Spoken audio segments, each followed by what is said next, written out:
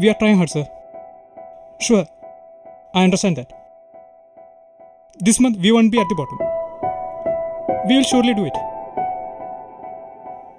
I'm posting an ad on tomorrow's paper. Yes, for sales managers and agency managers.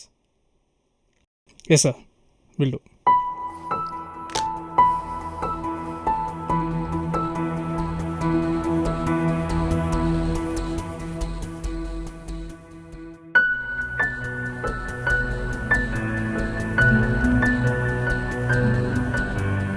Sir get life എന്നാണ് sir. Half an അവറിൽ എത്താമെന്ന് പറഞ്ഞിരുന്നു. ഞാൻ wait ചെയ്യാണ് sir. ആണോ sir? ഞാൻ wait ചെയ്യാം sir. ആ okay sir. ഞാനെന്നാൽ രാവിലെ വിളിക്കാം sir. Monday. Okay sir, Monday രാവിലെ വിളിക്കാം. Good night.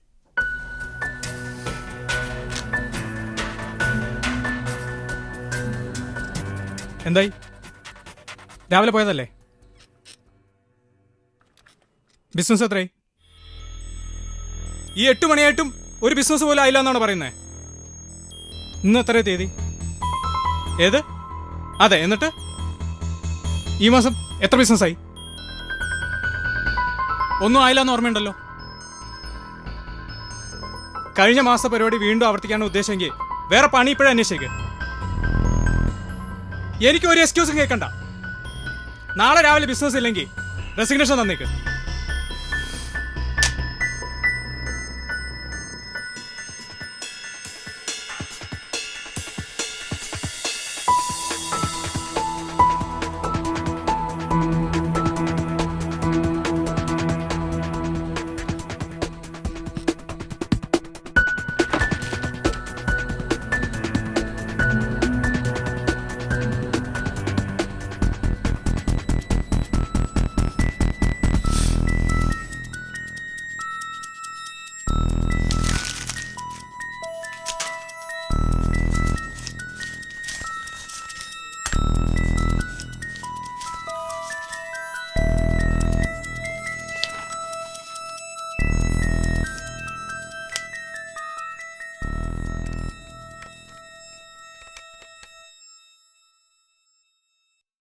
നിങ്ങളെവിടെയാ? നിങ്ങൾക്ക് വേണ്ടി എത്ര ലേറ്റായിട്ട് ഓഫീസിലിരിക്കുന്നത്? ആ, പെട്ടെന്നാവട്ടെ.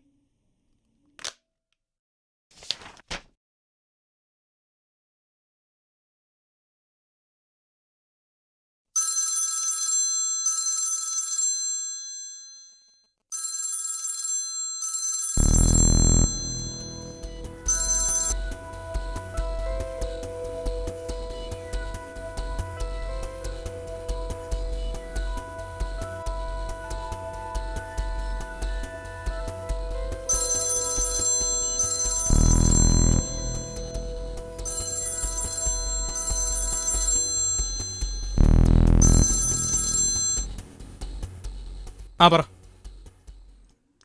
കുറച്ച് ലേറ്റാവും. ഇത്ര മയത്തിൽ എനിക്ക് സംസാരിക്കാൻ പറ്റൂ? നിനക്ക് മനസ്സിലായെങ്കിൽ നന്നായിടി. നിനക്ക് ഡൈവേഴ്സ് വേണമെന്നല്ലേ പറഞ്ഞത്? ലോൺ മേടിച്ചാലും സ്റ്റോക്കിൽ ഇൻവെസ്റ്റ് ചെയ്തും നിനക്കും മോൾക്കും വേണ്ടിയാ.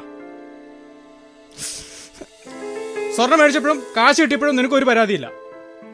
നഷ്ടം വന്നപ്പോൾ എല്ലാം എൻ്റെ മേലെ. പിന്നെ വേണ്ടായിരുന്നു. ഇപ്പൊ നീ അങ്ങനെ പറയൂ? എനിക്ക് സൗകര്യമില്ല. നീ എവിടെയെന്ന് വെച്ചപ്പോ അനിയത്തിന്റെ കല്യാണത്തിനോ അടിയന്ത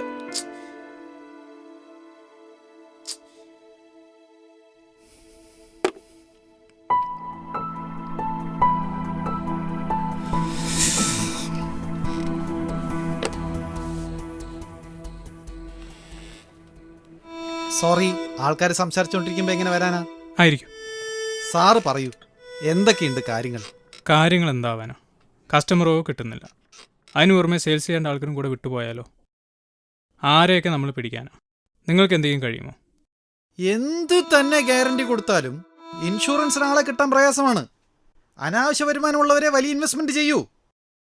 നമ്മുടെ പാലക്കാട്ടുകാർക്ക് കൃഷിയാണല്ലോ മെയിൻ വരുമാനം.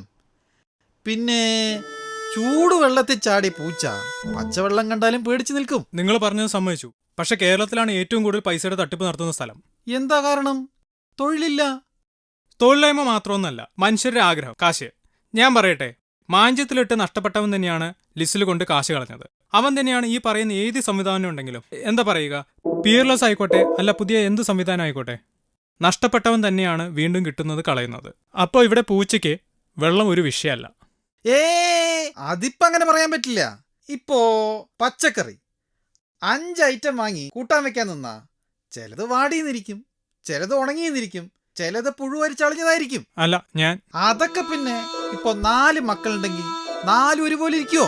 അതൊക്കെ ദൈവനിശ്ചയം, നമ്മളൊന്നും പറയാനില്ല. ഇപ്പൊ നാളത്തെ കാര്യം നേരം വെളുത്തിട്ടല്ലേ പറയാൻ പറ്റുള്ളൂ. നാളത്തേക്ക് പ്ലാനറ്റ് രാവിലെ എണീറ്റ് അറ്റാക്ക് ആയാലോ? പറഞ്ഞ പോലെ തൊഴിലുകളില്ല, ഭരിക്കുന്ന ഗവൺമെന്റിനോ ഭരിക്കാനും അറിയില്ല. അവരെന്തൊക്കെയോ ചെയ്യുന്നുണ്ട്. ഇന്നലെ മന്ത്രിയുടെ യാത്ര, കേക്കോ അങ്ങോട്ടും ഇങ്ങോട്ടും ടാറ്റ കാണിച്ച് പുള്ളി മിണ്ടാതെ പോണ്ട്.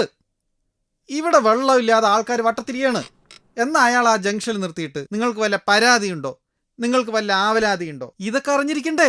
പുള്ളി ടാറ്റ കാട്ടി വെറുതെ പോകുന്നുണ്ട്. ഓരോരുത്തർ കിലോമീറ്റർ കണക്ക് പോയിട്ടാണ് വെള്ളം കൊണ്ടുവരുന്നത്. പിന്നെ വാട്ടർ ടാങ്കർ വരുന്നുണ്ട്, പിന്നെ അതിനും ഒരു ക്യൂ. എല്ലാം ആളും തരും നോക്കിയിട്ടാണ് ഇവിടുത്തെ കാര്യങ്ങൾ. പിന്നെ ഉദ്യോഗസ്ഥന്മാരെന്ന് പറഞ്ഞ കൈക്കൂലി ഇല്ലാതെ ഒരു പരിപാടിയില്ല. ലോകത്തരികിടാന്ന് പറഞ്ഞ കേരളം, അതാണ് സംഭവം. നമ്മുടെ അയൽ സംസ്ഥാനത്ത് അങ്ങനെയല്ല. അവിടെ ആൾക്കാർ 2-3 തൊഴിലറിയുന്നവരാ. 12 വയസ്സാകുമ്പോൾ തന്നെ ഫാക്ടറിയിൽ ജോലിക്ക് പോയി കാശുണ്ടാക്കുന്നവരാ. ഓവർ ടൈം ചെയ്യാനും ഒരു മടിയുമില്ല. ഇവിടെ 12 വയസ്സാകുമ്പോൾ ബന്ധിനും ഹർത്താലിനും കല്ലെറിയാനും മറ്റുള്ളവരെ ഉപദ്രവിക്കാനും ഇറങ്ങും. പിന്നെ അത് തന്നെ തൊഴിലാക്കും. അല്ല ചേട്ടാ, നമുക്ക് കാര്യത്തിലേക്ക് കിടക്കാം.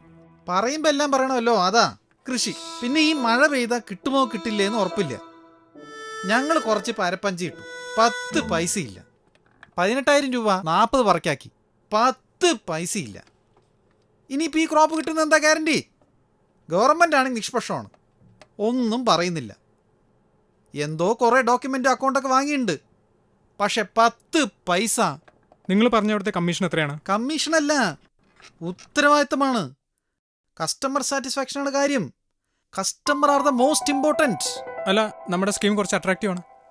ഡെപ്പോസിറ്റോ അട്രാക്റ്റീവ് സ്കീമോ ഇൻസെൻറ്റീവോ അഡീഷണൽ ബെനിഫിറ്റ്സോ ഒന്നിലും അർത്ഥമില്ല. കസ്റ്റമറാണ് നമുക്ക് വേണ്ടത്.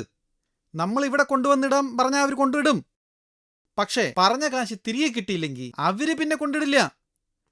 കസ്റ്റമറോട് 1 ലക്ഷം രൂപ ഇൻവെസ്റ്റ് ചെയ്യാൻ പറഞ്ഞിട്ട് 4 കൊല്ലം കഴിഞ്ഞ് 60,000 രൂപയുള്ളൂ പറഞ്ഞാൽ അവരെങ്ങനെയാ ഫേസ് ചെയ്യുക? ഇത് അവരുടെ കാശാണല്ലോ. നമ്മുടെ പോക്കറ്റിൽ നിന്ന് പോയാലേ അതിന്റെ വില അറിയുള്ളൂ. കസ്റ്റമറുടെ ഭാഗത്ത് ചിന്തിച്ചാലേ. അതൊക്കെ ഞാൻ നോക്കിക്കോളാം. നിങ്ങൾ ആളെ കൊണ്ടുവരാൻ നോക്കൂ. അവരുടെ കാശ് തട്ടിപ്പറിക്കാനല്ല ഞാൻ ഇവിടെ ഇരിക്കുന്നത്. എന്റെ കയ്യിൽ നിന്ന് കസ്റ്റമർക്ക് 30,000 കൊടുത്തിട്ടുണ്ട്. അതാ നമ്മുടെ ജീവിതത്തിനൊരു അർത്ഥം വേണ്ടേ? ആൾക്കാർ തന്നെ എന്നേക്കുമായി ജീവിച്ചിരിക്കുന്നു വിചാരിക്കുന്നവരാ. ഭൂരിഭാഗവും ടാക്സ് എക്സംഷനും ബ്ലാക്ക് മണി കൺവേർട്ട് ചെയ്യാനാണ് ഇൻഷുറൻസ് എടുക്കുന്നത്. മരണത്തെ മുന്നിൽ കണ്ടാലേ ജീവിതത്തിന്റെ വില മനസ്സിലാവുള്ളൂ. ചേട്ടാ, എനിക്ക് കുറച്ച് പണിയുണ്ട്. നിങ്ങളൊന്ന് ആൾക്കാരെ പിടിച്ചോണ്ട് വരും. ആയിക്കോട്ടെ. ഇൻഷുറൻസിന്റെ കടമ മരിച്ചു കഴിഞ്ഞാ മറ്റുള്ളവർക്ക് ഉപകരിക്കേണ്ടതാ. ജീവിച്ചിരിക്കുമ്പോ മറ്റുള്ളവർക്ക് ഉപകരിക്കേണ്ടത് മനുഷ്യന്റെ കടമയാണ്. ഞാൻ പറഞ്ഞു വന്നത്, നിങ്ങളിങ്ങനെ ഒരുപാട് സംസാരിക്കുന്നുണ്ടാ എവിടെയും സമയത്തെത്താത്തത്. സമയം ഒരുപാടായി. ആൾക്കാരോട് കുറച്ചൊക്കെ സംസാരിക്കാതെ എങ്ങനെയാണ്? അപ്പം ഞാൻ വരട്ടെ.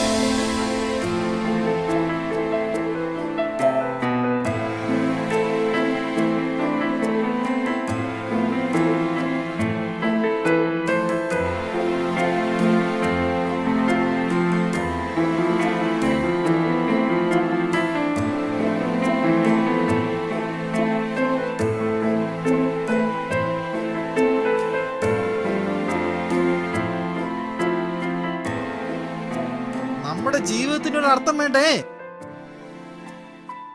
മരണത്തെ മുന്നിൽ കണ്ടാലേ ജീവിതത്തിന്റെ വില മനസ്സിലാവുള്ളൂ. ഇൻഷുറൻസിന്റെ കടമ മരിച്ചു കഴിഞ്ഞാ മറ്റുള്ളവർക്ക് ഉപകരിക്കേണ്ടതാ. ജീവിച്ചിരിക്കുമ്പോ മറ്റുള്ളവർക്ക് ഉപകരിക്കേണ്ടത് മനുഷ്യന്റെ കടമയാണ്. നമ്മുടെ ജീവിതത്തിനൊരു അർത്ഥം വേണ്ടേ?